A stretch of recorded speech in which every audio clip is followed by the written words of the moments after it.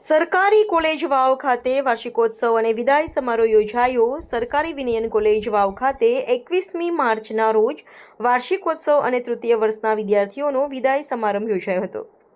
આ કાર્યક્રમમાં વાવ મામલતદાર કુણાલ એચ વાઘેલા, એપીએમસી વાવના ચેરમેન નાગજીભાઈ પટેલ, કોલેજના પ્રિન્સિપાલ ડોક્ટર માલાબેન શર્મા સહિતના મહાનુભાવોની સવિશેષ ઉપસ્થિતિમાં કાર્યક્રમ યોજાયો હતો। કાર્યક્રમમાં તૃતીય વર્ષના વિદ્યાર્થીઓએ કોલેજકાળ દરમિયાન થયેલા અનુભવોને વર્ણન બાદ મહાનુભાવોએ ઉદ્બોધન આપ્યું હતું અને વિવિધ સાંસ્કૃતિક કાર્યક્રમો અને કોલેજ ક્ષેત્રે અભ્યાસક્રમમાં તથા વિવિધ પ્રવૃત્તિઓમાં ઉત્કૃષ્ટ પ્રદર્શન કરનાર વિદ્યાર્થી ભાઈ બહેનોને શિલ્ડ, ટ્રોફી, પ્રમાણપત્ર આપી વિદ્યાર્થીઓને પ્રોત્સાહિત કર્યા હતા। આ પ્રસંગે મંચસ્થ મહાનુભાવો, કોલેજ પરિવાર, ભૂતપૂર્વ વિદ્યાર્થીઓ સહિત કોલેજના વિદ્યાર્થી ભાઈ બહેનો મોટી સંખ્યામાં ઉપસ્થિત રહી કાર્યક્રમને સફળ બનાવ્યો હતો। રિપોર્ટર અરવિંદ પુરોહિત, દિમ્ર ન્યૂઝ, થરાદ। શિક્ષકને અને પ્રોફેસરને અને આજે ખૂબ વાલો હોય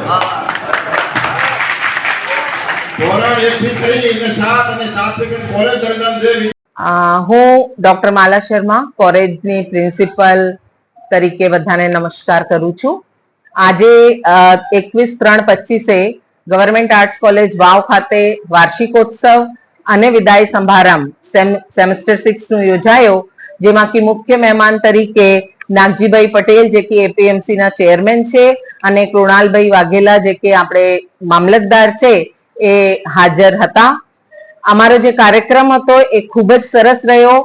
અમે વર્ષ દરમિયાન જે કઈ એક્ટિવિટીઝ કરી, ઘણા બધા પ્રકારની એક્ટિવિટીઝ કરી।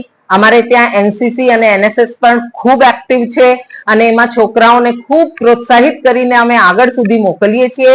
ઘણા બધા છોકરાઓ અમારા સીઆરપીએફ, બીએસએફ, આર્મીમાં સિલેક્ટ થયા છે, એનું અમને અનેરો આનંદ છે અને બીજા છોકરાઓ પણ સાંસ્કૃતિક અને બીજી બધી એક્ટિવિટીઝમાં ખૂબ સરસ ભાગ લઈને કોલેજનું નામ રોશન કરે છે।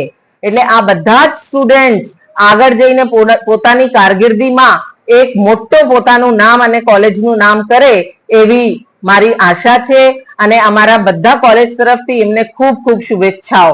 ટીવાયના સ્ટુડન્ટ આજે વિદાય લઈ રહ્યા છે, એમનો અમને ખૂબ દુઃખ છે, પણ એ લોકો પણ જ્યારે બહારની દુનિયામાં કદમ મૂકી રહ્યા છે ત્યારે એમને એવા સુનેરાઓ અવસર મળે, અમને પોતાની કારકિર્દી સારી બનાવી શકે એવી શુભેચ્છાઓ અમારા આખા કોલેજ સ્ટાફ તરફથી અમે એમને આપીએ છીએ। ધન્યવાદ।